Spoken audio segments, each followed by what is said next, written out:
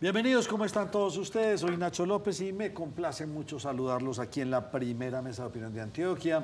Poco a poco, esperamos de aquí a la semana entrante recuperar a todo nuestro equipo de trabajo. Siguen en vacaciones. Pero ya hoy no se sintieron vacaciones.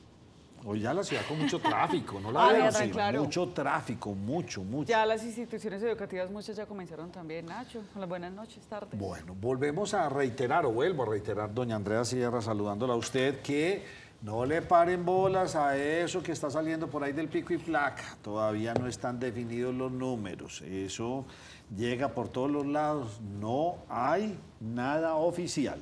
Así es, Nacho, todavía Nos llamaron no. el viernes mismo que yo hice el medio comentario. No, ojo con Nacho que está diciendo. Nos quedó la duda y por eso dijimos es una fake news. En febrero es cuando se va a hacer esa rotación de nuevos números y a partir de hoy lunes pues comenzó como veníamos. Esperemos, en el año diría yo que de 2024. pronto la semana entrante hacen la gestión. Lo hacen con balota, no sé cómo lo irán a hacer. No, acuérdese que No, eso ya no fue es con algo de lo balota. que le pelearon a la administración pasada, con las buenas tardes para usted y para los televidentes, y es que no sea con balota, sino Ay, con sí. estudio técnico que garantice que no se repita tanto un mismo dígito el mismo día. El viernes. ¿A usted le tocó mucho 3 el viernes? semestres seguidos el viernes. Para que eso no se repita. Ay, ay, ay, qué cosa. Bueno, espero que todos ustedes se encuentren muy bien. Bueno, comenzaron ya los cambios en el gabinete del presidente Petro. Todo dice que apunta a las elecciones que tendremos el próximo año, a fortalecer su discurso, a ejecutar muchas obras. Vamos a ver cómo se mueve el gobierno nacional en este primer trimestre. Creo que va a haber mucho cambio, mucho movimiento en aras de eso. Ya nos vamos a meter este año, lamentablemente, y con mucha anticipación, en campañas electorales. Todos pasarán aquí por la primera mesa de opinión de Antioquia. Aquí con mucho gusto los vamos a recibir. ¿Vio el dato? ¿Cuántos candidatos? Me hablan de más de 40. Hablaban de 40. 40 candidatos, de los cuales... Queredores. Queredores, y de los cuales serán muy pocos los que lleguen a esa recta final. Adicionalmente es que iniciar campaña desde ya cuesta un dineral, porque no es estar en la ciudad, Pero es que desplácese por todo el país. Pero es que los queredores sí tienen que comenzarla desde ya, porque obviamente van con sus líderes políticos a una ciudad, a otra, y ahí van mirando el pulso. A vos como que te conocen, ¿no? Aquí Sí, puedes tener claro, caudal, sonar. acá no. Entonces, entre ellos, ahí es cuando les toca sacar su dinero del bolsillo a los queredores para mirar cómo se van midiendo. Ya después, sabemos que esto se decanta más o menos entre unos 8, 10 máximo. Tengo por ahí conocimiento de una fuente que me decía que hay uno que ya está, pues, ¿usted me quiere saludar, Andrea Sierra? Deme 100 milloncitos porque necesito para Yo no mi le puedo campaña. creer. Sí, ¿usted quiere hablar conmigo? Deme 100 milloncitos. Entonces, si es foto, va subiendo y así sucesivamente. No, ya, es uno de los candidatos que dice necesito dinero y fuerte. 100 millones de pesos está pidiéndole a varios patrocinadores para poderse empezar a mover. Porque ahora lo que va a funcionar es el reconocimiento. ¿A quiénes reconocemos? A Fajardo, a Claudia López, a Bolívar, a Murillo, a Miguel Uribe. ¿A quiénes? ¿Quiénes son esos? ¿Cómo se llama? Vicky Dávila. A Vicky Dávila. ¿A quiénes son esos? Y aquí estoy hablando de los que yo tengo reconocimiento. María Fernanda ¿Cuántos Cabal, hay de ahí, de esos 40 que yo no conozco? Yo, que estoy aquí sentado y ustedes también, uno diría, pues uno tendrá en la cabeza por ahí 12. Pero 40. Pero 40 en Pero la cabeza 40. son bastantes. Oigan, niñas, les cuento que el precio del petróleo anda subiendo por estos días y hizo que el precio del dólar, que tanto atormenta a María Andrea, bajó 37 pesos, cerró en 4.306, esto debido al incremento del precio del petróleo.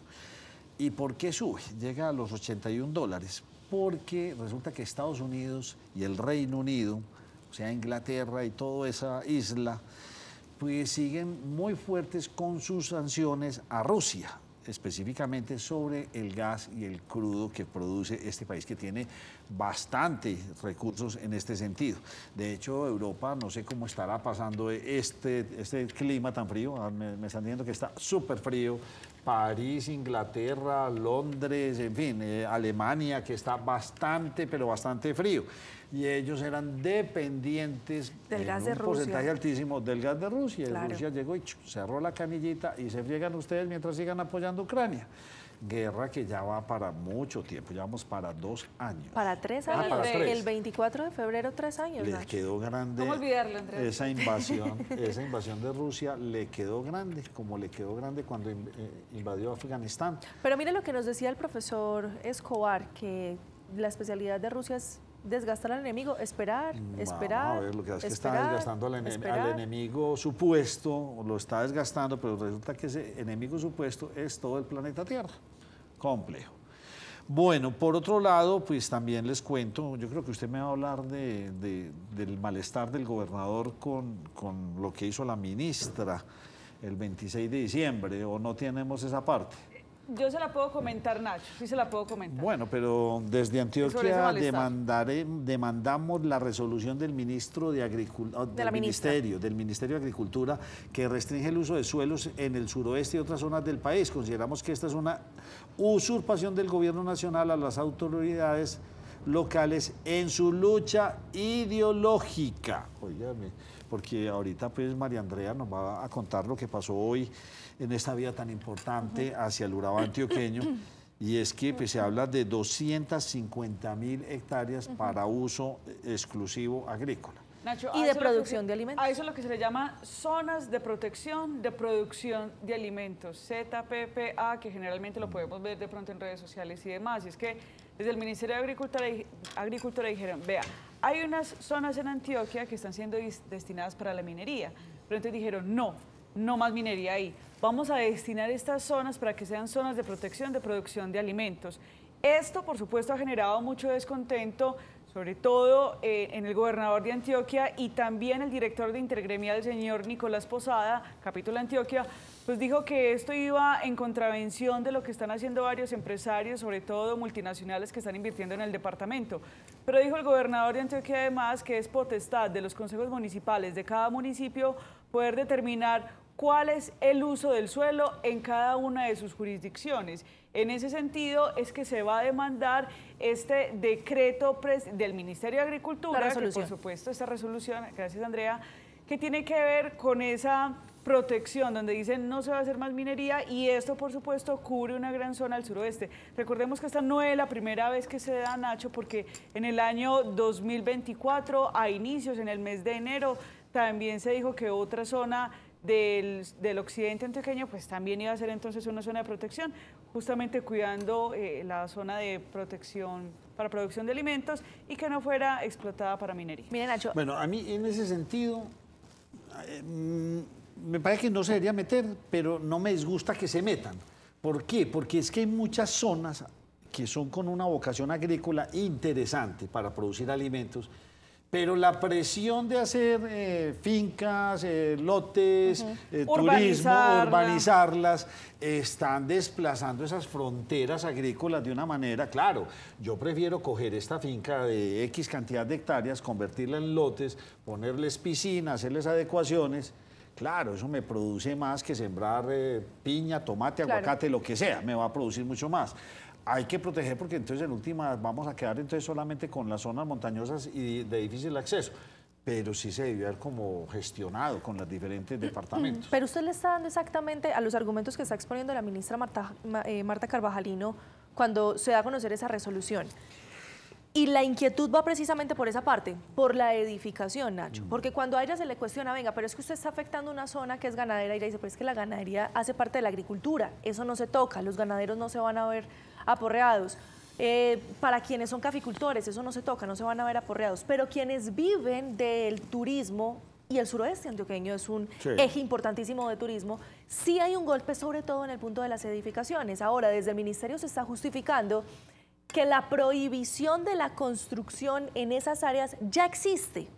Ella no es algo que se está inventando, lo que se está buscando es proteger más las áreas y que ya la destinación sea puntual para la producción de alimentos, entre otras cosas, encaminado a lo que busca el gobierno nacional, cada quien es llamado a juzgar si está de acuerdo o no, a esa autonomía alimentaria o alimenticia que se busca de las regiones. El único de los pocos países del mundo que es autosuficiente alimentariamente es Estados Unidos. De los pocos. Por ahí dicen que un país es libre completamente cuando es autosuficiente en ese sentido. Pues bien, el debate está abierto, pero ojalá que de parte de nuestra gobernación y de muchas gobernaciones del país, pues en verdad que protejamos estas zonas. Hay que hacerlo. No, lo otro también hace parte del desarrollo comercial y de todo, pero hay que hacer esto. Miren, el gobernador hoy tuvo un día muy complejo, de mucha rueda de prensa, hablando, ya más adelante les vamos a contar. Pero resulta que nos cogió la noche en cabeza de María Andrea, pues ella dijo, no, si el bus me deja a mí no me importa, yo voy a ver qué hace el gobernador.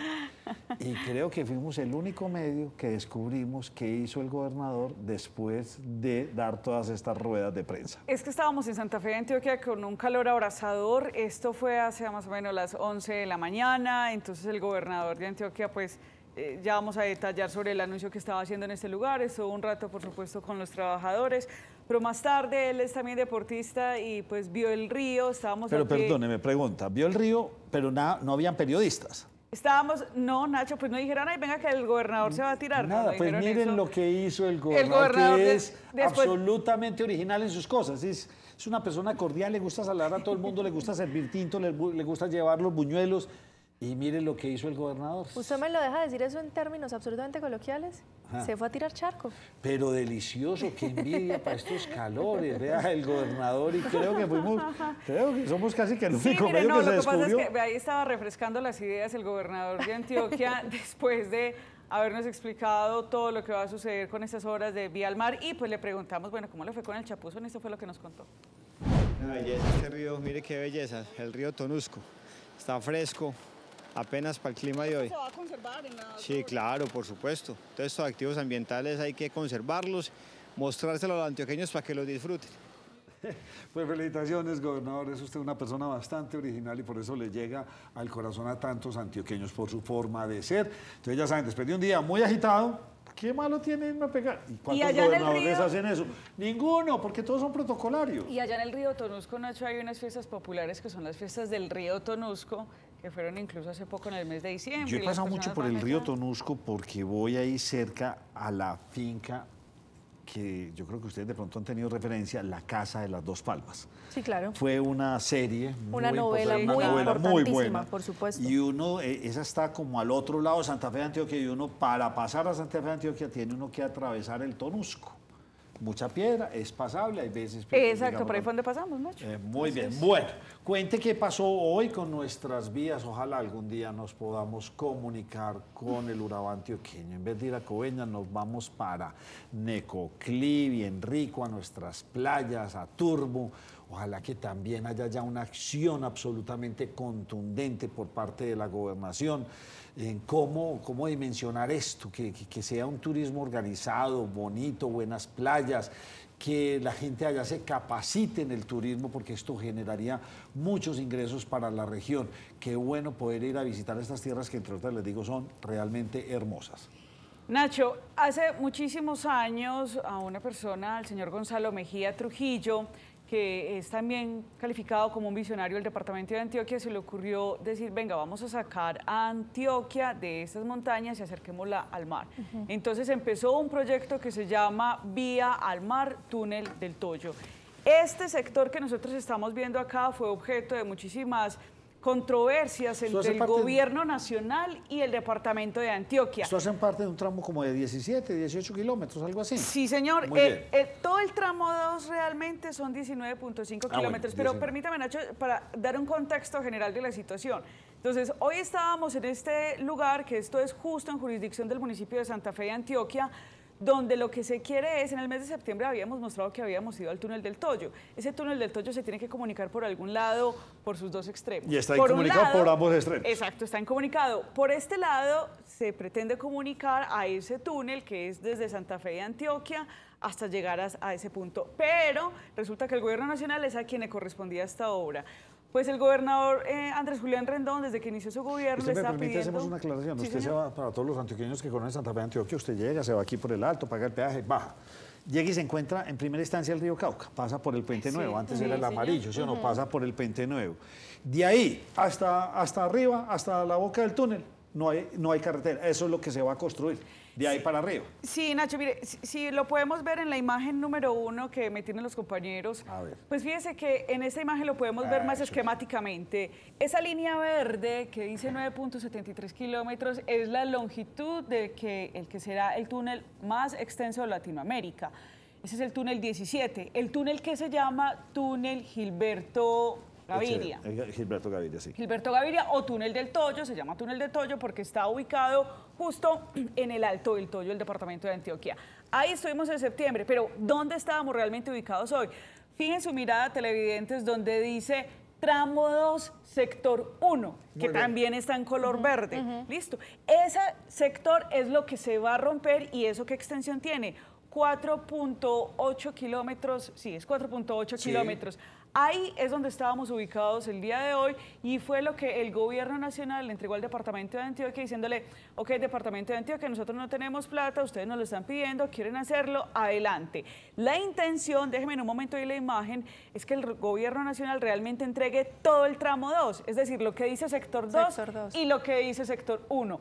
A hoy solamente tenemos el sector 1, porque Nacho, usted ya lo ha explicado, si solamente se hace el sector 1 y solamente nos quedamos con el túnel del Toyo, de todas maneras, eso es, Andrea. ¿Cuál es la conclusión? Queda faltando. Queda faltando, quedamos incomunicados porque faltaría ese sector 2. Ahora muchos dirán, pero 4.8 kilómetros, eso es muy poco. Eso suena muy poco, pero cuando se dice que es atravesar montaña pura, ahí las cosas cambian. ¿Tenemos imágenes de la montaña? Nacho, las imágenes que estábamos viendo hace un momento para que los compañeros me ayuden, por favor. Ahora subiendo una montaña eso de es. piedra, Entonces, durísimo.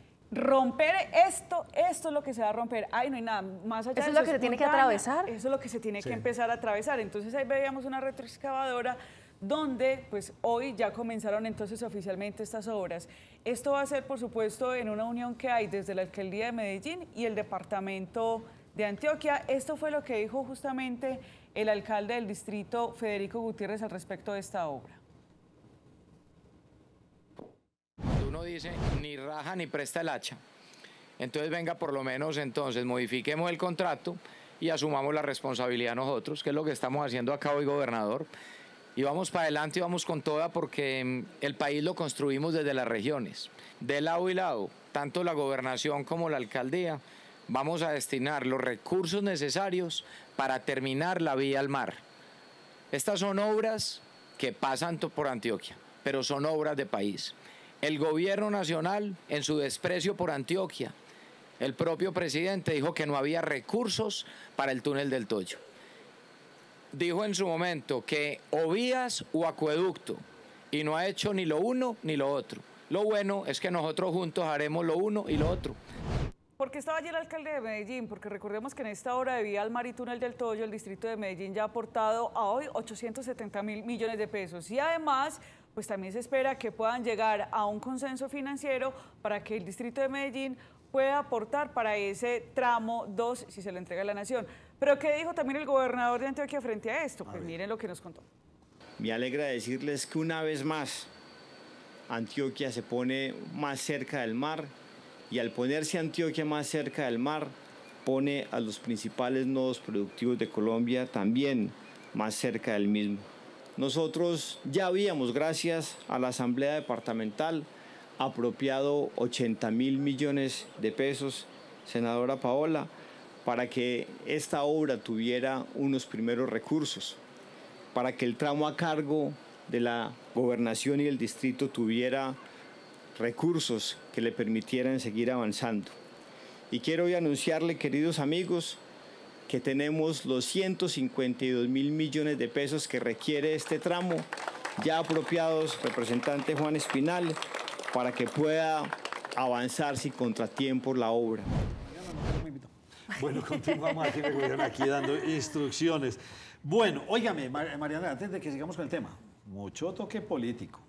Ah, no, Nacho, absolutamente. Mucho. Petro no quiere 100%. Antioquia, en fin, ideológico, o sea, toquecito político de ambos mandatarios. Sí, Nacho, demasiado porque pues no faltaron las pullas, por supuesto. En cada momento que hay un atril, pues se aprovecha para dar esas declaraciones que son legítimas frente a lo que cada gobernante le toca. Ahora, el tramo 2, que es lo que les mostraba hace un momento en la imagen, donde Andrea ya decía, bueno, pero es que si no tenemos realmente ese tramo 2 finalizado, de nada nos va a servir ese tramo 1. Y que el gobierno no lo ha entregado. Mire, gracias por la imagen ahí, ese sector 2, que está en un verde un poco más Sigue claro, en manos del gobierno.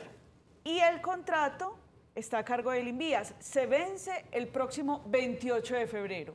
¿Cuál es la intención?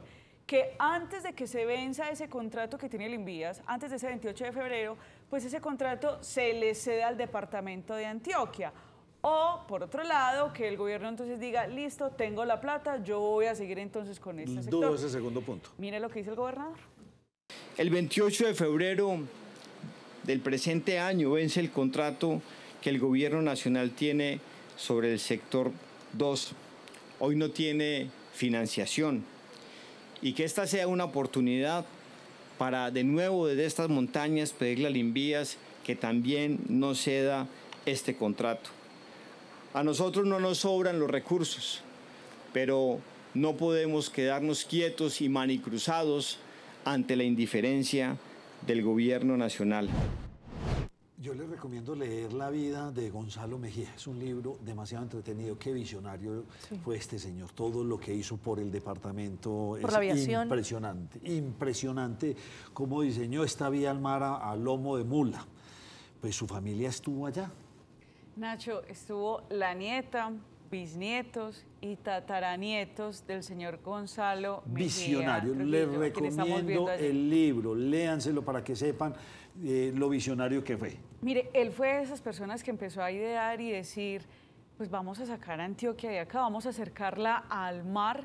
Empezó a dar esas primeras ideas, no le tocó ver esta obra, pero entonces el gobernador invitó a su familia y ella es la nieta, la señora Laura Mejía, y pues hablamos con ella acerca de lo que significa ver en concreto esta obra para ella y las generaciones venideras de su familia.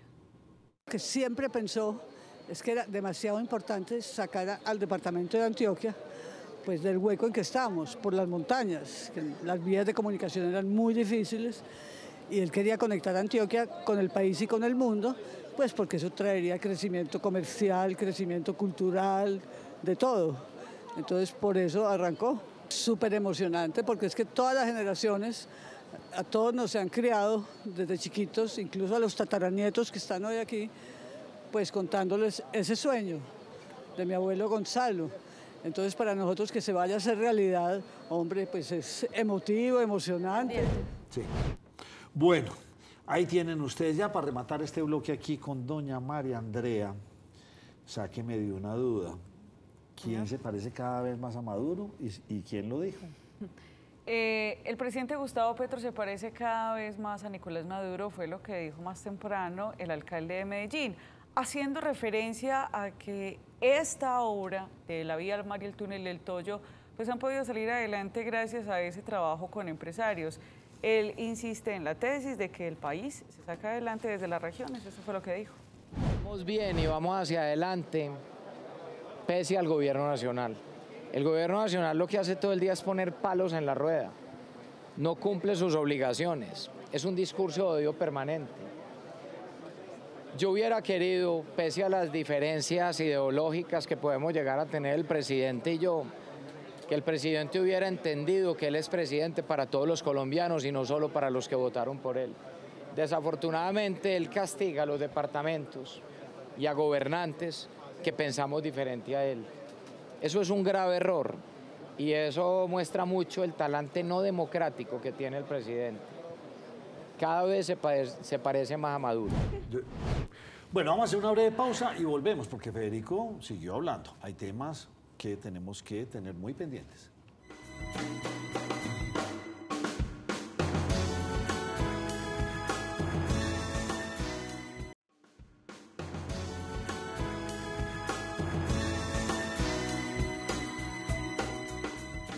tema bastante preocupante que me imagino María Andrea estuvo consultando es lo de Afinia, que podría desangrar a EPM. ¿Qué dijo al respecto? Es que en el año 2024, en diciembre, el gerente de EPM, John Maya, le escribió una carta al gobierno nacional y le dijo al presidente Gustavo Petro, pero también al ministro de Minas, el señor Camacho, que tomaran acciones con Afinia, dado que Afinia ya estaba en números rojos, que EPM ya había hecho todo lo posible y que su responsabilidad social era pues estar allí prestando el servicio, pero que ya estaba bastante mal. Recordemos que hay una empresa privada también que se llama Aire, que ya se tomó la decisión de ser intervenida completamente por el gobierno. Pues el alcalde de Medellín nuevamente le hace este llamado al gobierno nacional y destaca que Afinia tiene números en rojo, Nacho. Una empresa privada que inclusive ya sacó la mano hace días, que es Aire, y en EPM seguimos ahí, hemos invertido más de 3 billones de pesos. Y yo quiero ser muy claro, Afinia no representa un solo peso de utilidad para EPM, todo lo contrario, implica obligaciones financieras, se va volviendo un panorama insostenible. Y el gobierno nacional debe ayudar a buscar salidas reales para superar esta crisis. Pues ahí tienen, ese es el panorama local, mucha información en el día de hoy, pero lo que sí está en crisis es la salud. Definitivamente muchos especialistas se atreven a decir que, usted vio el dato, no sé, mañana le pido el favor que lo investigue, en el ranking mundial. Bajamos 46 puntos de... 46 puestos, Sí, eso es lo que logró este gobierno con la reforma. 46 puestos, señores. Y resulta que lo que hicieron con las UPCs, Sí, señor. ¿qué pasó? Pero Nacho, a mí me parece muy interesante que lo analicemos, porque la reforma no se ha implementado, no de manera legal, pero sí las estrategias para ese famoso chu, chu, chu. Sí. Palabras del presidente Gustavo Petro. Ha habido mucha polémica por el precio que va a tener la UPC para este año. El ministro de Salud, Guillermo Alfonso Jaramillo, ha sido fuertemente cuestionado por la forma en la que se determinó cuál iba a ser el incremento que se iba a dar para esa unidad por capitación. Traducción, lo que cuesta atender a cada uno de nosotros en los dos regímenes, el contributivo o el subsidiado. Como estaba un descontento tan generalizado y un cuestionamiento por cómo fue establecido ese incremento, hoy en horas de la mañana, en una rueda de prensa, el ministro Jaramillo salió a responder a la opinión pública cómo había sido ese ejercicio para poder establecer el incremento que se va a dar de la UPC. Pues Nacho, muy desconcertante lo que se escuchó por parte del ministro, porque en esa rueda de prensa lo que él dijo para justificar que el incremento se hiciera con base a ese IPC y no que se hiciera con base en la información que le están brindando las EPS, oiga esto, según él, no hay una información precisa. Y acompañó con documentación que es que las EPS, de acuerdo con el ministro, lo que hacen es, para el estudio que el Ministerio de Salud les pide para establecer la UPC, mandan unas cifras diferentes que le mandan a la Superintendencia Nacional de Salud cuando les piden que establezcan cuáles son los costos. Mira lo que dijo sobre esas cifras imprecisas el ministro de Salud. Se concluye que los datos disponibles no son confiables para la realización del cálculo del incremento del OPC para el 2025, por lo cual se considera adecuado realizar un incremento con base a la inflación causada a noviembre 30 del 2024. Y la Comisión Asesora de Beneficios, Costos, Tarifas y Condiciones de la Operación de Aseguramiento de Salud vota de forma positiva por unanimidad la decisión de aumentar la OPC como base. ¿Qué es lo que pasa? Las EPS están obligadas, Nacho, a compartir los datos sobre los costos que tienen al Ministerio de Salud y con base en esa información se establece el documento. También están obligadas a pasar esa misma información a la Superintendencia de Salud, pero con un fin diferente, y es con el fin contributivo, cuánto tienen que pagar en impuestos, tributario mejor. Resulta que hay diferencias de hasta 3 billones de pesos en las cifras que se comparten unas y otras. Y por lo mismo el ministro dice, las cifras no son precisas, qué pena con ustedes, yo no puedo utilizar esos datos. Y por eso es que terminan usando, como lo escuchábamos, la inflación causada del 2024 para determinar el incremento de la UPC. Ahora, mire bien interesante lo que voy a decir sobre el estado crítico en que se tiene a la salud en Colombia, al sistema de salud, porque según él está en cuidados intensivos. Nosotros tenemos las EPS en cuidados intensivos, consideramos que hay que ayudarlas, sacarlas adelante para que se transformen y se conviertan en EPS que van a hacer el aseguramiento en salud de la mano del gobierno y de mano de todos los colombianos. Liquidar las EPS, si liquidáramos las EPS intervenidas, que hoy solamente, por ejemplo, la nueva EPS adeuda casi 6 billones de pesos, Famisanar adeuda 2 billones de pesos, y así seguiríamos. Esto sería una situación supremamente compleja, porque entonces ¿quién va a responder? Y entonces, como no hay para dónde trasladar a los afiliados y no hay cómo responder por las deudas que se tienen, pues liquidación, por lo menos en el futuro presente, no hay de esas EPS que están intervenidas. intervenidas. El presupuesto a aquellos medicamentos para enfermedades especiales, o sea, va de mal, el chu prometido por Petro. Yo no sé si estuvo bien o mal, pero me queda como un sinsabor ante lo que dijo el expresidente Uribe en Cúcuta. Y una intervención internacional sí, de la Unión. No sé qué tan procedente tenía que ser eso. ¿Y de dónde? Entre otras cosas, no existe un ejército internacional que vaya a hacer esa intervención. Es decir, cuando él habla de una intervención militar internacional, ¿qué países? ¿A qué costo? ¿Con qué consecuencias? Es complejo lo que dijo Nacho. Pero sí, mire, esta fue la propuesta que él dijo sobre una intervención de los países a propósito de Venezuela, el expresidente Álvaro Uribe Vélez. Aquí no hay más camino. ¿Qué pedimos nosotros?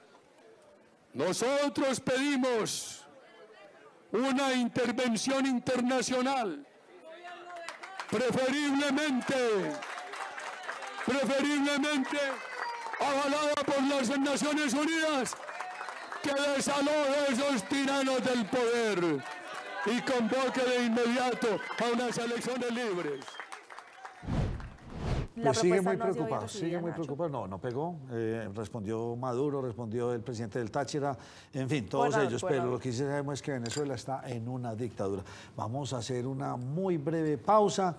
Usted ya sabe para dónde se tiene que pasar cuando supere. Si se tiene que pasar. Y si se tiene que pasar, a partir del 15, los que ganen más de 3.274.000 pesos, o sea, ganan 3.300.000, ese pequeño excedente lo tienen que llevar a un fondo de pensiones privados. Ya volvemos.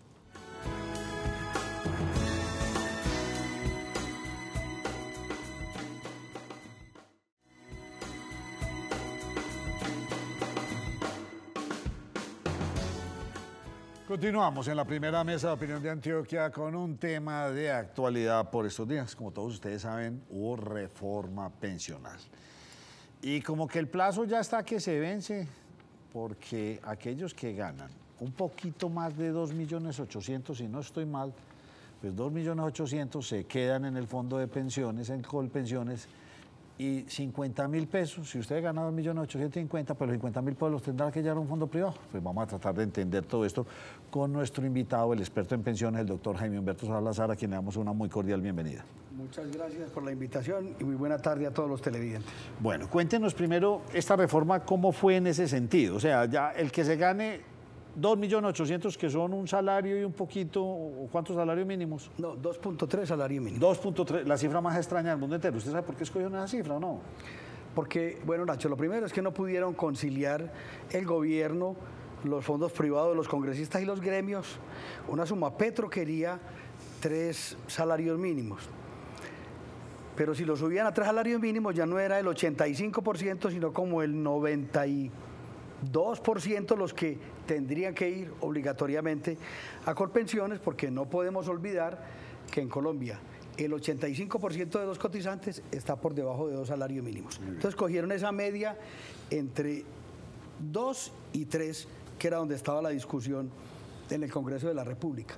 Eso equivale hoy a 3.274.000 pesos con el salario de este año. Con el salario, yo estaba hablando con el salario del año pasado, sí. Otra pregunta, si la ley se tramitó el año pasado, se toma ese el salario de este año, no se modificó ese porcentaje, se habla sobre el salario de este año y no sobre el del año pasado.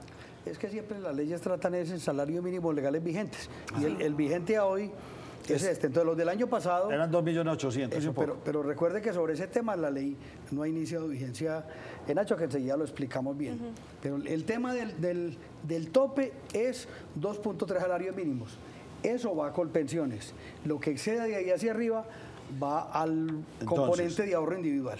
El 2.3. Salario mínimo. Sí. Muy bien. Con el salario como quedó este año, entonces, los que se estén devengando, ¿hasta qué dinero tienen que estar en Colpensiones? 3.274.000 pesos. 3.274.000 pesos aproximados. Todos los de ahí para abajo tienen que estar en Colpensiones sí o sí, no tienen opción de ir al régimen de ahorro individual. Entonces, todos los que están en ahorro individual o en el privado, que nosotros decimos para que ustedes nos entiendan y se estén ganando hasta esa cifra, ¿hasta cuándo tienen plazo y qué tienen que hacer? Tienen plazo hasta el día de mañana, hasta el 15, hasta el miércoles. Hasta el miércoles lo estableció la ley de una manera, o la ley no dijo nada sobre eso, el decreto reglamentario de una manera muy curiosa, porque la retención de las cotizaciones solo empieza el 1 de julio, que es cuando inicia vigencia la ley, o sea, cuando se empieza a aplicar de verdad en la práctica. Pueden pasar miles de cosas de aquí a allá. Seguramente, y lo tenemos previsto los abogados, la Corte Constitucional va a hacer un pronunciamiento en este primer trimestre del año sobre la reforma pensional. Y ahí, pues quién sabe qué va a pasar, porque pueden pasar muchas cosas, que la declaren inexequible. Todos aventuramos a que hubo un problema en el trámite de la ley y a que por ese solo motivo se podría caer. ¿Cuál es? Recuerde que trajeron el texto del Senado a la Cámara, como no había tiempo porque tenía 500 y pico de observaciones, de adiciones, de modificaciones, es decir, todo lo que tiene que hacer el Congreso de la República como ente deliberativo y todas las propuestas que se habían presentado para la modificación del régimen. Como el gobierno vio que no iba a alcanzar porque no le daba tiempo, si estaba 2 o 3 días, entonces le dijeron a la Cámara, vea, aprobemos esto en bloque. Lo que viene del Senado es lo que se va a aprobar en la Cámara. Abogado. Muy bien, pero es que usted se nos fue por otro lado. Sí, ahorita andamos eso. Hablamos de las demandas. Primero ahora, las personas del común, que hoy quedaron con 3.274.000 pesos y están en un fondo de pensiones privado, ¿qué tienen que hacer de aquí al 15? Bueno, ellos no tienen que hacer, o sí tienen que hacer. Si están en ese rango, nada. Pero estoy en un fondo privado. Entonces, ¿qué tengo que hacer? Irme a buscar a Colpensiones. Pero es que no, porque eso es un problema ya del sistema. Eso ya pues lo resolverá Colpensiones. El sistema ellos lo tienen que resolver por el usuario. Ellos lo tienen que resolver. Sí, y son los empleadores que van a decir entonces, bueno, entonces la cotización, porque recuerde que como los privados son actores ahí pasivos, para los de menos de eso, ellos simplemente el empleador, usted le dice, vea, aquí está su salario. Sí. Usted tiene que estar en Colpensiones. Acuérdese que de aquí en adelante, el 1 de julio, su cotización va a estar allá, porque recuerde que es que hacia arriba tiene una dinámica distinta. Entonces ya se entienden entre los fondos privados y le devuelve y dicen, ya no manejo más esta plata, sino que se la entrego a Colpensiones. Y eso automáticamente yo no tengo que preocuparme por eso. La plata no se la van a entregar. Acuerde que dentro de los acuerdos que hicieron con el gobierno es que esa plata, que son 400 y pico de billones, los siguen administrando las administradoras de pensiones, Nacho, porque hoy no sería un caos inmenso, porque ahí hay dinero de 4G, hay inversiones en lo que usted quiera por los portafolios, entonces los fondos privados no tienen cómo devolver todo ese dinero. Para los que están obligados a estar en Colpensiones. Ni lo tienen que devolver. Ni lo tienen que devolver por ley. Tienen que empezar a cotizar a los que les toca a Colpensiones desde el 1 de julio en adelante. Yo le cambio la pregunta. 3.234.000, yo me gano 3.300.000. Hay una diferencia de 20.000 pesos, 26.000 pesos. Esos 26.000 pesos tengo que determinar yo para dónde van. Yo soy el que escojo el fondo de pensiones privado. Hacia arriba. Sí, la diferencia. Eso, si es hacia arriba, entonces la ley que establece, o el decreto reglamentario mejor, la ley no dijo nada sobre eso. Dijo, bueno, usted va a escoger la administradora que usted quiera, que le administre ese dinero desde este tope en adelante. Usted la escoge. ¿Hasta cuándo tienen plazo, Nacho, que se gana 3.300.000 pesos para escoger? Hasta el 15 de enero de 2025. O sea, ¿qué pasa si se le pasa? Si le dio el 17 y no eligió. La ley previó una solución y es que el sistema de manera aleatoria escoge a qué fondo lo traslada para que le administre a usted ese componente de raíz. Hay una previsión, pues, ¿no? Eso no queda en el aire. Abogado Jaime, no todas las personas también se tienen que pasar, y hay muchas personas que trabajan en fábricas o cualquier tipo de empleo dicen, pero ¿cómo así? Yo me tengo que pasar. No, venga, es que yo ya tengo 700 semanas, 720 semanas. Hablemos muy pedagógicamente de ese régimen de transición, porque no es que todo el mundo se tenga que pasar ahorita el 15 de enero. Hay unas personas que pueden seguir como van. Exacto, es que ha habido una confusión entre la ciudadanía, seguramente por tanta información. Sí. Hoy la posverdad con estos aparaticos es una cosa de locos. Ustedes no saben ni qué creer. Entonces están confundiendo las personas que están en régimen de transición y que pueden regresar de un régimen a otro con los que van a empezar a ingresar al sistema nuevo por los rangos salariales. Entonces, los que estén en transición no tienen ninguna problemática. ¿Quiénes son los que están en transición? Los que tengan más de ¿cuántas semanas? Las mujeres que a 1 de julio de 2025 tengan 750 semanas o más. Ok, eso es tranquilo. ¿Y qué edad? Y los varones sin edad. Sin edad. Y los varones que tengan 900 semanas. Esa fue una de las curiosidades que inclusive fue muy debatida en el Congreso, porque las transiciones casi siempre, en la mayoría de los casos, apuntan es a la edad. Porque el tema de semanas es más difícil de adivinar por la empleabilidad, de si este pudo estar más años allí, más años no. En cambio, el rango de la edad le dice, bueno, los de 40 años van o los de 40 no van. Eso nos estableció en esta ley. Quedó solamente el tema de la edad y la crítica que le han hecho a esto por el tema de la sostenibilidad del sistema es que quedó demasiada gente en régimen de transición. Y recuerde que viene entonces el tema de la sostenibilidad del sistema, que son los recursos. ¿Cómo así que en régimen de transición? O sea, los que tienen más de 900 semanas se quedaron demasiadas Hombres personas. y más de 750. Y mujeres más de ¿Y qué 750. es O sea, quedaron demasiadas demasiadas personas ahí metidas. Quedaron muchos incluidos, abrigados por ese régimen, que se van a poder pensionar con el sistema anterior, es decir, con unas pensiones muy superiores a lo que va a otorgar el régimen con la Pero reforma. tanto como para crearle preocupación a quienes legislaron sobre el tema. Sí. No preocupación personal, sino preocupación desde el punto de vista fiscal, es decir, de las finanzas del Estado. Y quedó tanta preocupación que la misma ministra lo dijo en los debates, que a la vuelta de 20 años hay que hacer una reforma paramétrica, es decir, aumentar edades. Todo por cuenta del régimen de transición. Sí, porque quedó mucha gente y recuerde que este sistema, el régimen de prima media, es un sistema piramidal. Aquí en la punta están los pensionados y abajo los cotizantes. Y eso en Colombia ya no está así, sino aquí está así. Y seguramente va a ir creciendo así por el tema del envejecimiento, de la juventud que no quiere procrear hijos, de muchos que no quieren cotizar y todo eso. Entonces, no hay una base de cotizantes que pueda sostener lo que hay arriba. Y esas preocupaciones que son actuariales, financieras y económicas le van generando preocupación a los congresistas. Abogado Salazar, yo quiero que profundicemos un poco en esto del traslado de régimen, justamente para las personas que no tienen que estar presionadas por la fecha del 15 de enero. Entonces, una mujer que a hoy pueda tener 720 semanas o un hombre que a hoy pueda tener 870 semanas y está en un fondo privado, eso del régimen de transición, ¿cómo aplica? Y también hablemos lo del otro lado, que esté en el sistema público, en Colpensiones. Bueno, el traslado se previó solamente para las personas que van a acceder al régimen de transición. Es decir, ya quedan descartados los que no tengan 750 y son mujeres o 900 y son varones. Y que estén a menos de 10 años de pensionarse. Eso lo dijo literalmente la reforma pensional, la ley 2381. ¿Qué significa eso? Que la gente que esté en esos rangos, entonces yo ya tengo una mujer 800 semanas y estoy en los 48 años. La ley me da un plazo de 2 años, contados a partir de la vigencia, para que yo me regrese a Colpensiones si estoy en el régimen de ahorro individual. Sí. Pero también puede operar a la inversa, Nacho, que es el consejo que le hemos dado a muchos afiliados.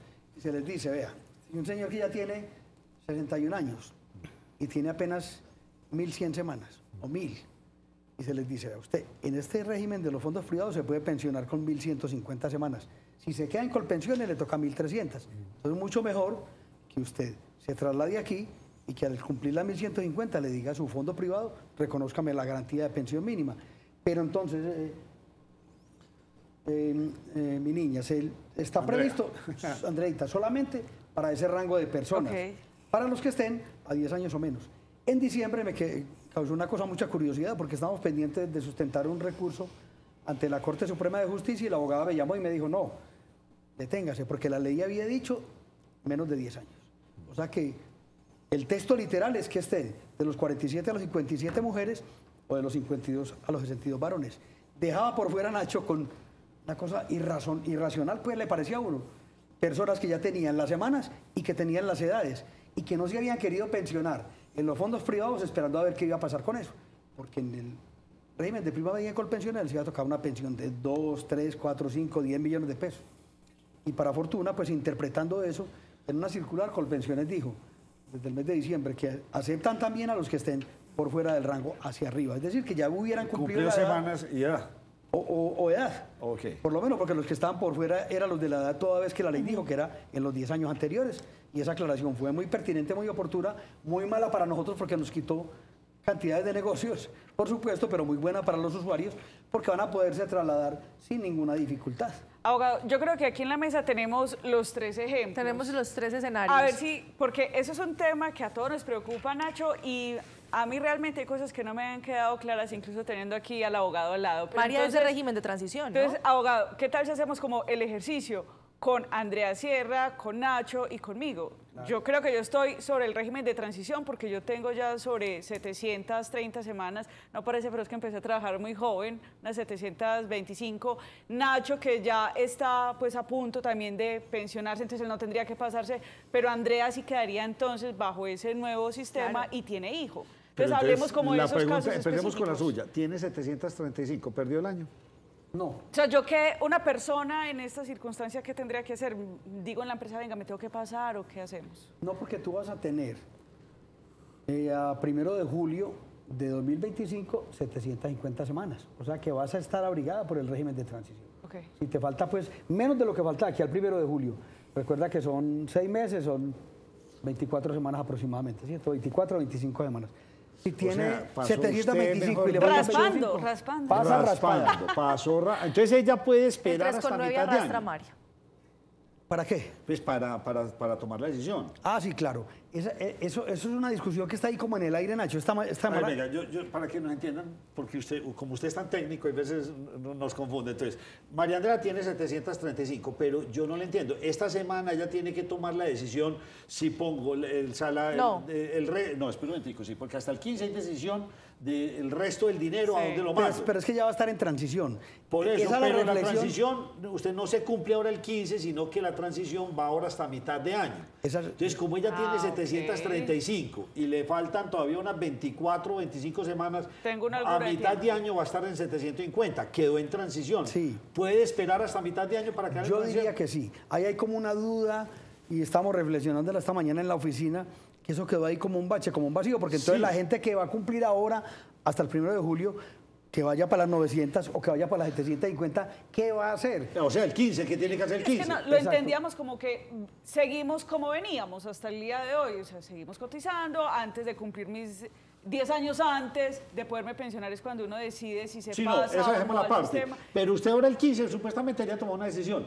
¿Para dónde va esos 3.274.000 y el remanente para dónde los mando? Ella no, usted me está diciendo que ella no tiene que hacer. Una persona sobre ese límite no tendría que hacer. Si completa a julio y va a estar en transición, no, porque no le van a abrigar esas normas. Usted perdió el año. Vámonos con el caso de una persona. Es un escenario diferente. Ahora, yo tengo antes de que vamos con el escenario mío, una persona que está en régimen de transición. ¿Eso le da el permiso de elegir a qué régimen acogerse? ¿O asumimos de entrada que es que el régimen anterior es más beneficioso? Entonces María Andrea se quiere jubilar es con la ley pasada y no con la reforma. O con la reforma por alguna razón, porque tiene un hijo. O sea, María Andrea se puede quedar en Colpensiones si ella quiere.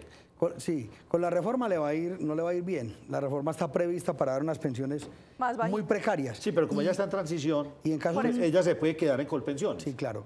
Y en casos muy excepcionales, es más favorable el régimen de ahorro individual, en el caso inclusive de los que estén en transición, pero son casos muy excepcionales de personas que empezaron la vida laboral muy temprano, que puede ser tu caso, pero que tenían aportes muy importantes, o sea, empezaron a cotizar muy alto desde el inicio de su vida laboral. Usted empezó con el tope, con los 25 salarios mínimos, entonces muy seguramente a hoy, 750 semanas, 15 o 20 años después, ya tiene un valor importante acumulado en su cuenta de ahorro individual y eventualmente podría ser más favorable. La individual es la privada. Sí. Ok, sí, es que siempre me habla régimen individual o privado. Bueno, entonces, María Andrea, usted está tranquila. Pero no si están en transición, no tiene que... María Andrea no sé si está en Colpensiones o en privado, pero María Andrea puede tomar la decisión si se queda en Colpensiones o sigue, porque la va a coger la transición. El régimen de transición. El régimen de transición.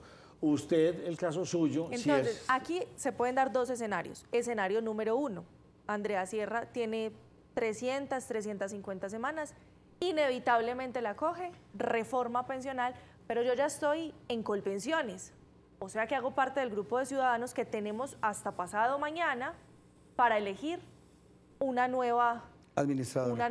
Del componente de RAIS, si devenga más de 3.274.000. ¿Yo qué hago para elegir? ¿Yo qué tengo que tener ¿Cuál es el presente? consejo? Sí, ¿cuál sería el ¿Qué consejo? tengo que saber? Por zonas, hombre, como es Antioquia, aquí está Colpensión. Pues aquí es protección, y protección ha sido juiciosa en la administración de los recursos de las pensiones. Lo que pasa es que Porvenir, que es la más grande, pues tiene mayor volumen y mayor cobertura. Eso es un monstruo que acapara, yo creo que el 70% de los del RAIS. Pero una persona no se podría quedar en Colpensiones, o sea, que ese excedente diga, no, yo quiero que el excedente se vaya a Colpensiones, ¿eso también está dentro de las opciones? No. Se entendía que era obligatorio, ¿no? El elegir una AFP. Sí, porque es que Colpensiones no es administradora del RAIS. O sea, Colpensiones nada más recibe este año y el próximo año 3.274.000 pesos. Ya.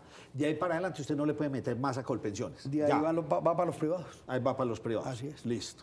Oye, y para los privados, si el negocio recibir, vuelvo a mi ejemplo, 3.274.000, el que se gana, recibir clientes de 50.000, de 100.000 pesitos. ¿Eso qué negocio va a hacer, Nacho? Eso vale más la papelería y lo que les cuesta la logística que administrar eso, pero finalmente ellos lo tienen que administrar porque eso es lo que dice la ley. Lo que pasa es que recuerde que a ellos no les quitaron el negocio del todo. A ellos los dejaron administrando los 400 y pico de billones y recuerde que esos 400 billones están en acciones, en commodities, en 4G, en todos los portafolios de inversión que ellos pueden hacer. Vámonos ahora para el empresario. Entonces yo tengo mi nómina, mis empleados. Yo tengo que cotizarle, mandarle la plata que es por los 2.374.000 a Colpensiones y el resto se la tengo que mandar al fondo de privado. O sea, tengo que hacer dos movimientos de dineros o se hace uno solo y entre ellos se cuadran. No, yo creo que son dos movimientos, pero es que hoy en día la informática lo permite muy fácil, diseñan un software pero para eso. Pero los empresarios tienen que prepararse para eso. Es más, ya se estaban preparando desde el año pasado. O sea, a partir del 15, tanto para Colpensiones, siempre fijo, porque esa es una plata fija. Sí, claro. Durante este año, hasta que tengamos incremento de salario el año entrante. Claro. Y el resto se lo manda a un fondo de pensiones privado. Al que usted eligió o al que aleatoriamente escogió el sistema si usted no logró escoger. Abogados. Por eso yo creo que dan hasta julio, porque pues, tenemos que saber la gente dónde está. Y recuerde que eso, acomodar esas bases de datos no es tan fácil y son una pila de millones de afiliados. Sí, esa era mi siguiente pregunta. Si se pierden semanas y si cuando están a puertas de jubilarse los ve uno llamando a la empresa, llamando a aquel para recuperar semanas, estando en un solo régimen, ahora estando simultáneamente en dos, ¿no va a ser más difícil eso al momento ya de la pensión? Puede que sea, Andrea, pero yo creo que tuvieron muy en cuenta que es que el 85% de los colombianos están por debajo del rango de los 2.3 salarios mínimos y todo eso va a ir a Colpensiones. Entonces la cosa no va a ser tan traumática. Y dieron un lapso de un año pues para que las empresas y Colpensiones y todos se ajusten a lo que hay que hacer. Yo no creo que vaya a ser tan traumático. Y puede que haya pérdida de algunas semanitas en algunas personas, pero estoy seguro que en la mayoría no, porque ese gran componente, ese gran grupo de trabajadores de Colombia, todos van a ir derecho a Colpensiones. Y allá no quiero confrontar semanas. Sigue funcionando igual y la pregunta es puntual. Es decir, mis 3.274.000 el Colpensiones. 1 millón de pesos que yo me ganaba, 4.274.000, se fue para el fondo de privado. Sobre esos 3.274.000 sigue funcionando la misma tasa de reemplazo, es decir, si tengo tantas semanas me dan el 80, el 70, el 50, y lo mismo con ese milloncito de pesos que yo voy a meter porque es el excedente, ¿cómo va a funcionar eso a futuro? Para los de transición es exactamente igual. No, para transición dejemos lo que es, ya sabemos que eso estamos bajo las leyes pasadas. No, a esto se le aplica la reforma. Lo que pasa es que no es lo mismo usted tener, o sea, que se le vaya a hacer el cálculo a una mesada pensional complementaria en el RAIS, teniendo usted 20 millones de pesos allá, o 30 o 50. Entonces, ¿eso qué podrá dar? Para pagar una pensión de salario mínimo se necesitan alrededor de 300 millones si es una mujer, y por ahí unos 280 si es varón. Entonces, imaginen usted si en esa cuenta hay 40 millones, ¿cuál podrá ser el componente complementario? Pero venga, explíquemela así. Yo, a partir de ahora, empiezo a meterle los 3.274.000 pesos, Sí, me voy con eso. Sí. Listo. ¿Las tasas de reemplazo van a ser iguales? Las tasas de reemplazo no son iguales. O sea, ¿sí me entiende? O sea, usted trabaja tantos años, de acuerdo a sus años, usted tiene una tasa de reemplazo del 80, del 70, o sea, de acuerdo a lo que usted haya cotizado. ¿La tasa de reemplazo va a ser igual o esto nos va a desmejorar a los futuros pensionados de este país? Desmejora, pero en lo que más desmejora es que a usted le van a liquidar, suponga que usted aportaba antes sobre 10 millones de pesos y podía obtener una pensión allá del 70 de 10 millones. Yo ya tengo 3.200.000 en un lado y el resto en otro. Sobre ese tope, liquide el IBL. Ah, sobre el total. Esos 278 que se promedian por los últimos 10 años y se les aplica una tasa de reemplazo que determina esta ley. Pero lo que yo le digo es, sí va a haber desmejora, porque como usted lo están limitando en el fondo privado, entonces usted no va a lograr hacer capital en el fondo privado. No, pues ¿qué va a hacer? Es que nada. Si con lo que hay no hay forma de construir capital, con lo que va a quedar mucho menos. Por eso esto es un marchitamiento lento de los fondos privados de pensiones. Como quien dice, si yo en el fondo privado a partir de hoy empiezo a poner mi excedente y vuelvo y digo que es 1 millón de pesos, en 10 años pues, habré recogido 100 millones de pesos, ¿sí o no? Pero esa plata que me devuelve el fondo privado no va a ser sobre el 80%, me devuelven mínimo. No, es que el fondo privado liquida es con bases actuariales. Entonces, el ejemplo que te ponía, entonces se tiene en cuenta la expectativa de vida, la rentabilidad de la cuenta de ahorro individual, entonces, los beneficiarios. Usted se gana 3.274.000 pesos, digámoslo a futuro, quedémonos con esa cifra en la cabeza. Y usted cumplió 1.500, póngale el máximo, 1.800 semanas. Con 1.800 semanas, sobre esos 3.274.000 le dan el 80% de tasa de reemplazo, ¿sí o no? Si cumplí mi edad y 1.800 semanas, sí, me dan el 80%. Sí. El resto lo perdí prácticamente porque es lo que usted dice, el fondo de privado no me va a dar el 80% de lo que yo, de mi excedente, nunca. Entonces, esto es una desmejora impresionante en los salarios de los pensionados. Sí, por eso yo decía que la reforma apunta a donde es, porque apunta a acabar el déficit pensional, fiscal, pero golpea mucho a la clase media. Ya. Le digo, yo lo decía por ahí y se puede decir a boca abierta, ni Uribe se atrevió a tanto. Porque Uribe procuró unas reformas ahí, la 797 y la 860, pero no tan agresivas como esta que definitivamente puede golpear muy ¿Esto fuerte. va a salvar al sistema pensional de Colombia, que nada más llegue hasta ese punto, o usted cree que no lo salva? No, porque es que el déficit del sistema pensional colombiano no está en Colpensiones, está en los regímenes exceptuados, magisterio y fuerzas militares. Y esos no se tocaron en la reforma en ningún momento. Absolutamente. Entonces vamos a seguir con el déficit porque tenemos esos otros dos que son los que están generando las pérdidas en este país. Claro, entonces porque ahí nos da usted la puerta para hablar de esos regímenes especiales. Aquí estamos hablando, pero del común. Pero ¿qué pasa entonces con esos especiales? ¿A ellos no les aplica esto de transición? ¿No les aplica nada de la fecha del 15 de enero? ¿Cómo así? ¿Un maestro entonces sigue tranquilo? Sí. los maestros y las fuerzas militares siguen con un régimen no tan favorable como el que tenían ahora año, pues que antes tenían una cosa, hasta 2 pensiones tenían. Sí. Pero quedan con las normas generales de ley 100, sin dejarse aporrear por todo esto. Y los militares con mayor razón. Por régimen especial. Porque recuerde que un militar se pensiona casi siempre a los 38 años. Entonces la expectativa de vida es larguísima. Abogado, yo lo voy a poner a responder en cuerpo ajeno. ¿Y por qué no se tocaron esos regímenes si usted está diciendo que es evidente que ahí es donde está ese déficit tan grande del sistema pensional? Uno no logra comprender qué pasó si le hicieron mucho énfasis a eso en el Congreso de la República. Yo creo que hay unas cosas ahí más políticas. El gremio del magisterio es un gremio muy poderoso que es capaz de polarizar este país con seguridad. Pues si las fuerzas militares en un país con una conflictividad como la que tenemos, también es muy sensible tocarles a ellos sus pensiones, demasiado sensible. ¿Es muy grande el número de aportantes que se tienen, o mejor, el número de personas que hacen parte de esos dos regímenes especiales? Es que las fuerzas militares en Colombia, por ejemplo, en el gobierno Uribe se aumentaron, creo que hay profesionalizados 380.000. Sí. Es una pila de gente. Y el gremio de la educación, pues, son otros casi 400.000. Sí, eso es mucha gente. Sí, es que permítame, hagamos una pausa obligatoria y ya volvemos con ustedes a ver si entendemos esta nueva reforma. Por ahora, quédense tranquilos, entre comillas. Si usted tiene, lo que dijo María Andrea, tiene 735 semanas como mujer. A hoy. A hoy. Pero resulta que, según nos dice nuestro abogado, espere hasta mitad de año porque llega como mujer, sigue trabajando a las 750, usted entró en transición.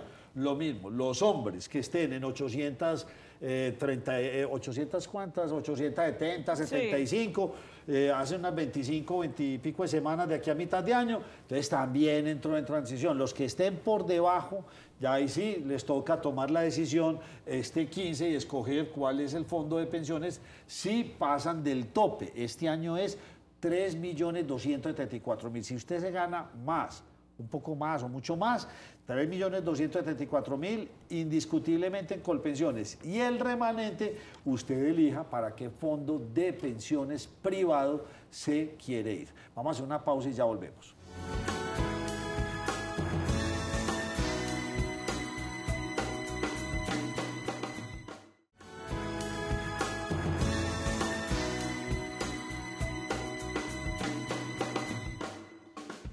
Continuamos en la primera mesa de opinión de Antioquia, así que se vino todo este asunto de la nueva reforma pensional. Doctor Jaime Humberto Salazar, ¿qué más vemos en esta reforma que empieza a aplicar ahora después de mitad de año? Porque usted dice que se hace vigente a mitad de año. Sí, pues aplica todo ya, cobra pleno vigor la reforma pensional, Nacho. Ahí hay novedades en pensión de sobrevivientes, queda básicamente lo mismo. Si fallece un pensionado, se reconoce el 100% de lo que él venía recibiendo, porque aquí el Tribunal de Medellín resultó con una postura toda rara la otra vez y resultó que en sustituciones pensionales, que es lo que una persona ya tenía como derecho adquirido, les estaban quitando la mesada 14, que porque habían fallecido los afiliados después de 2014. Y eso pues resultaba como muy exótico. Pero ahí, digamos que los puntos cruciales son el de la gente que va a estar en transición y el de los traslados. Yo quiero tumbar ciertos mitos, si me permite, abogado. Porque ya dijimos que, hombre, con relación al régimen anterior que teníamos, sí se van a ver unos cambios, tal vez no tan positivos. Pero empecemos a dar tranquilidad para calmar un poquito las mareas. ¿Qué va a pasar con los que ya están pensionados, con todo el ruido que hubo, que les estaban robando sus ahorros, que se les estaban metiendo con sus pensiones? Con quien ya está pensionado, ¿qué va a pasar con ellos? No pasa absolutamente nada porque ellos ya tienen lo que llaman derechos adquiridos. Se los hace respetar inclusive la Constitución Política en el artículo 58. Entonces esos son, como decimos nosotros, intocables. Esos ya los que están pensionados, que hace el Estado, seguirles pagando sus pensiones. Los fondos privados también. Cuando hay problemas de los fondos privados, recuerden que de todas maneras el Estado es garante. En caso de que un fondo de quiebre diga, es que no tengo con qué seguirle pagando a mis pensionados, pues venga gobierno, Estado, que usted tiene que ir respondiendo por esto en las condiciones en las que lo venía haciendo. Ellos respaldan. Sí, claro, totalmente. Como yo voy a tener que empezar a cotizar a dos fondos o a dos entidades, a Colpensiones y a la AFP que elija, ¿quiere decir que me van a descontar más de mi salario, que yo voy a percibir menos dinero? No, la cotización sigue siendo la misma. Si es el 16, a usted le descuentan el 16 de su salario y le van a llevar lo que le toque a Colpensiones y lo que le toque al privado. ¿Y cómo se estipula cuánto se va para uno y cuánto se va para el otro? Con el rango de salario de 3.274. Se coge ese salario y se saca para arriba. Todo se va para el otro. Es muy fácil aplicarle a eso. Sí, por hablar de 50.000 pesitos, de 100.000, de 1 millón, etcétera. Mujeres con hijos. ¿Qué pasó con eso en la reglamentación? Eso todavía no estaba aprobado por la Corte Constitucional y eso tiene inclusive unos vericuetos ahí importantes. Recuerde que este año se empieza a descontar las semanas para las mujeres. Ya no son 1.300, sino 1.275. Las mujeres que a este año ya cumplieron la edad y tienen 1.275 pueden empezar a pedir la pensión. Ah, le bajan 25 semanas. Le van a empezar a bajar 25 por año hasta llegar a 1.000 decrecientes. O sea que en el 2032 ya se pueden pensionar. ¿Todas las mujeres? No, pero no entiendo. Sí, Sí, todas. Oiga, María pero y yo entiendo eso. estamos Estamos tratando de salvar el sistema de pensiones y usted Pero lo vamos que a hace es cotizar bajar menos. la semana. O sea, usted está antes metiéndole más personas tempranamente al sistema de pensiones a la vuelta de 20, 25 años. O sea, eso no Pero tiene la edad sentido. te sube. Si yo bajo las semanas y subo la edad, ¿qué va a pasar? No, pero no la subió. Es que las edades son las No, mismas. pero eso es lo que va a pasar. Es decir, Eventualmente no será en pasaría. este gobierno, pero en el próximo o en 2 más. Por ahí dentro de 20 años dije la ministra y seguramente sí. O sea, 1.000 semanas con los mismos años. Sí. ¿Eso nos cobija a María Andrea y a mí? Sí, claro. Oiga, pues Es que menos, Amigos, se va menos en semanas. coche. Recuerde, ¿Cómo así? ¿Este par de señoritas se pueden jubilar ya con cuántas semanas? no, tenía que tener 57 y Ah, ya. es Por eso no nos decir, No, hay pero que cuando tener la ellas edad. cumplan los 57, ellas se van a poder jubilar con menos semanas. Claro, Y claro. como yo tengo un hijo, Y como tiene un hijo, entonces la ley trajo 950. un beneficio adicional de que le descuentan 50 semanas por cada hijo y hasta no más de 3. La cosa puede aterrizar en que como cuando a ellas les toque, bueno, a ti puede que también, les va a tocar con 1000. Por ejemplo, si usted tiene otros 2 bebés, se pensiona con 850. Anímese. que le va... Nacho me mira. Anímese. Y Nacho no, me y mira. lo que pasa es que aquí pensando eso también tiene un doble sentido. Claro, yo le descuento por semanas, por años, por hijo que usted tenga, pero Nacho, usted daba un dato muy importante la semana pasada de cuánto ha disminuido la natalidad. 17. Entonces las mujeres dicen, no, venga, pero es que si a mí ya me están Puede disminuyendo las promover la semanas, natalidad, sí. venga, Puede entonces tengamos promover. más hijos porque necesitamos más base cotizante, lo que nos decía el abogado. Y no me ahora. parece descabellado si me lo preguntan. No, claro, es decir, si le damos la vuelta a la situación, pues puede tener Pero sentido. entonces sigo con su línea de preguntas, doctor Jaime Humberto. Y por ejemplo, entonces, las tasas de reemplazo es por cada 100 pesos y por X cantidad de semana, a usted lo pensionan con el 80. Si tiene menos semanas, con el 70. Si tiene menos semanas, con el 60. Pero si tiene un salario más alto, también la cosa, pues, porque él tiene su truco. No quiere decir que porque yo me gane 20 millones de pesos, es más difícil lograr el tope de la pensión. ¿Eso se modificó o no se modificó en nada? Es que yo creo que, bueno, sí, Nacho, pero lo más duro para el tema de las tasas de reemplazo es que no se van a poder aplicar sobre topes altos porque recuerde que ahí está la restricción de que usted no puede cotizar a Colpensiones sino hasta 2.3. Sí. Entonces supóngase que usted se gana 10 millones de pesos. Cuando le liquiden su pensión, que usted esperaría que le den una pensión importante porque está cotizando sobre 10, le van a decir, no, venga, amigo. Venga, por los 2.3 salarios es tanto. Suponga que le aplicamos el 80, vea, y que el IBL es 3.274, entonces listo, venga, lo que le vamos a dar en Colpensiones va a ser el 80% de 3.274.000 y lo otro se lo va a dar el privado. 8 por 3, 24, 2.400.000, 2.500.000. Y por el otro lado no llegó a 2.500.000 nunca. No, y por el otro lado le dicen, bueno, entonces venga, aquí le vamos a dar el componente de ahorro individual que se liquida no como el de Colpensiones con tasas de reemplazo, sino con variables actuariales. Entonces tiene en cuenta la expectativa de vida, si usted tiene hijos menores, si tiene hijos discapacitados, la expectativa de vida de su esposa, O sea, etcétera. como usted me la está poniendo es 3.200.000 sobre un salario de 10 millones. 3.274.000 se fueron para este otro lado y ahí, si usted trabajó todo el tiempo y si cumplió las 1.800 semanas, le pueden dar una tasa de reemplazo del 80, ¿sí o no? Listo. Y esos otros 6 millones y pico de mil que quedan en el otro lado, en la actualidad, en un fondo de pensiones, un salario de 6.500.000 pesos, ¿a cuánto representa en salario si ya me fuera a jubilar hoy por un fondo de pensiones? 2 salarios mínimos mensuales durante 30 años alcanzan escasamente para una pensión de salario mínimo. O sea que usted estaría ahorrando en 30 años con 2 salarios mínimos 300 millones de pesos. Como ahí son como 3, póngale que sean 450.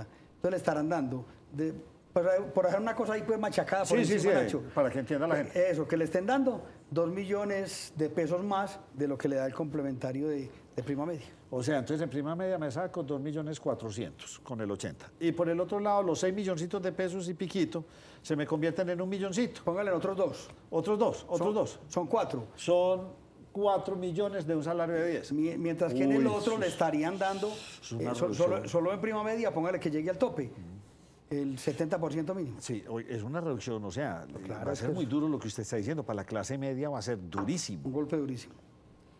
En casos de personas que devengan muy bien por prestación de servicios, o no sé cómo decirlo, y quieran ahorrar más a ese otro régimen privado, pueden hacerlo. Ellos tienen abierta esa opción de, bueno, yo me gano tanto, pero voy a hacer un esfuerzo estos últimos años por cotizar por encima para que la pensión no me quede tan bajita. Eso se puede hacer, Andrea, pero recuerde la forma en que se liquidan en el régimen de ahorro individual. Entonces lo que yo le digo a la gente es, vea, inclusive estuve un cliente en la oficina que trabaja en México diciéndome, me faltan 10 años para pensionarme, ¿qué hago? Yo le dije, pues, ¿qué le digo yo? Si usted coge toda esa plata que va a aportar al sistema, que son 6 millones mensuales, y la ahorra seguramente, podrá comprar un activo y lo que le rente eso de aquí a 10 años y el activo es suyo. Si usted lo lleva al sistema, pues allá seguramente el régimen de ahorro individual le puede dar algo más, o inclusive el de prima media, pero yo creo que es más loable, es más fácil comprar un activo que sea de uno y que tenga uno la rentabilidad. Pregunta, doctor Jaime Humberto, ¿qué pasa con los que trabajan por servicio, los que trabajan a destajo? ¿Qué pasa con estas personas que no tienen un salario fijo, sino que presto mi servicio y yo voy y cotizo? ¿Qué pasa con ellos? Les pagan en proporción a lo que hagan, entonces imagínense usted. Sí, pero ¿en dónde estoy? ¿En Colpensiones o puedo estar en otro lado? Porque un mes como un mes me puedo ganar los 3 millones entre otras cosas 234. porque el salario es variable. Me facturo 5, Claro, entonces ¿qué pasa? Si un mes estuvo por encima de ese rango, le toca llevar al privado lo que excede. Y si estuvo por debajo, solo a Colpensiones.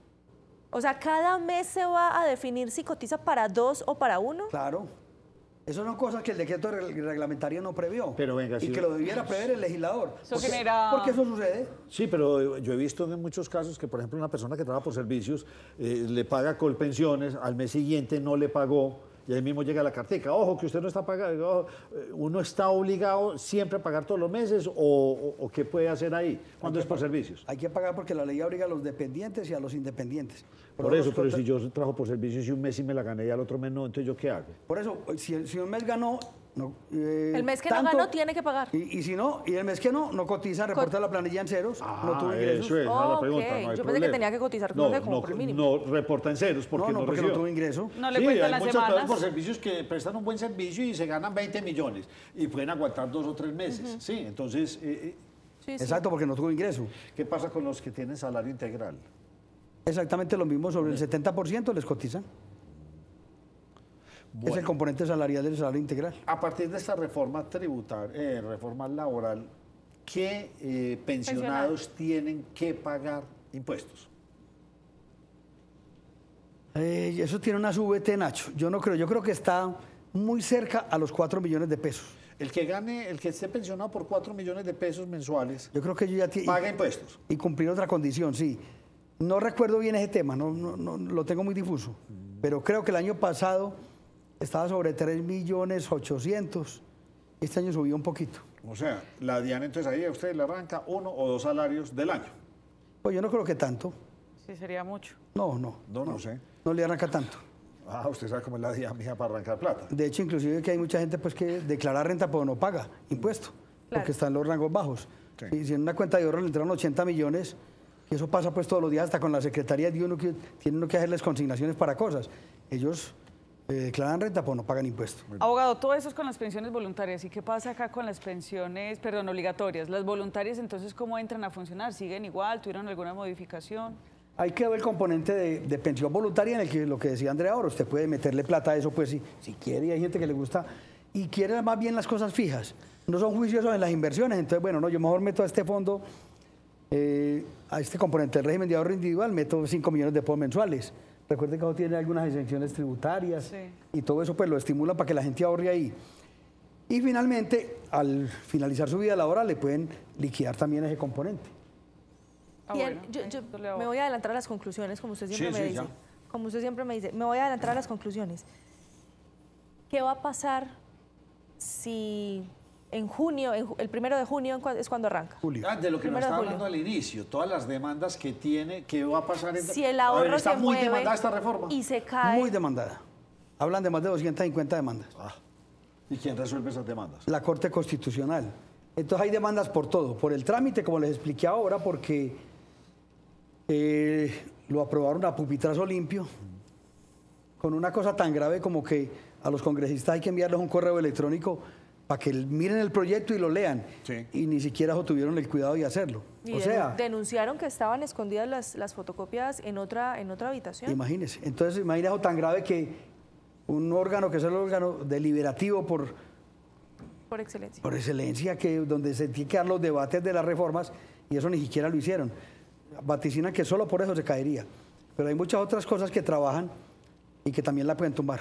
Es desde el aval fiscal del Ministerio de Hacienda, porque toda reforma de estas tiene que tener el aval fiscal. Y yo creo que tiene que tener unos cálculos actuariales muy juiciosos para ver eso cómo va a impactar las finanzas del Estado. Y entonces la pregunta suya que es muy buena. Y si a mitad de año se cae porque la tumban, y ya Andrea Sierra ya había pasado platica para el otro lado, eso va a ser un caos en este país impresionante, ¿o no? Yo creo que la Corte tiene que resolver sobre eso y además que dará unas órdenes a cumplir a futuro.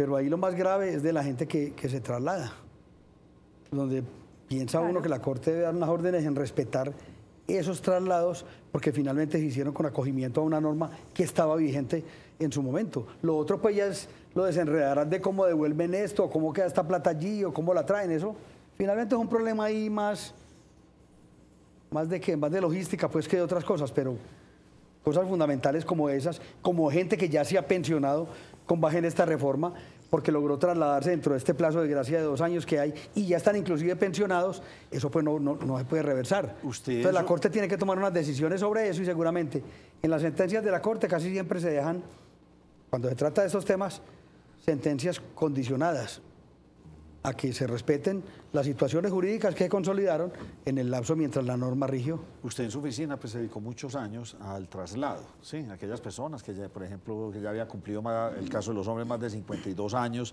que era el plazo que tenían para trasladarse, por ejemplo, de un fondo privado a Colpensiones y pues había que establecer unas demandas. ¿Esto sigue vigente o ya se volvió muy fácil Colpensiones o ya no requiere tanta demanda? ¿O cómo está la situación en la actualidad? Nacho, de trabajo se acabó y con la circular de Colpensiones pues se terminó de acabar porque ya todo el mundo se puede trasladar, simplemente van y piden la doble asesoría, ¿sí? Piden en el fondo privado, piden en Colpensiones y resuelven que se van a trasladar y ya es la ley la que impone eso, ahora con la aclaración de Colpensiones, entonces los negocios se van a acabar. De hecho, mucha gente ha ido ya a la oficina, yo ya me trasladé y el proceso va en curso, entonces por eso hay que terminarlos. Bueno, pues ahí lo tienen, me quedo queda uno con ese sinsabor porque lo que usted dice, un joven ahora que empiece, desde hoy empieza, le va a tocar esta y varias reformas, pero aquellos que están con 30 años, jóvenes, que están en ese limbo, pues no les va a tocar una muy buena pensión o les va a tocar una pensión muy reducida en porcentaje alto. Esto dará muy duro a la clase media. Obviamente el que se está devengando en la actualidad su salario mínimo no va a tener nunca ningún problema. Se pensiona con salario mínimo, claro. Haga las semanas que haga, se pensiona con salario mínimo. El resto, los que están por encima, van a ver sus ingresos desmejorados. Y ahí se me ocurre una cosa, María Andrea, ¿será que llegó el momento de repensar la educación en este país?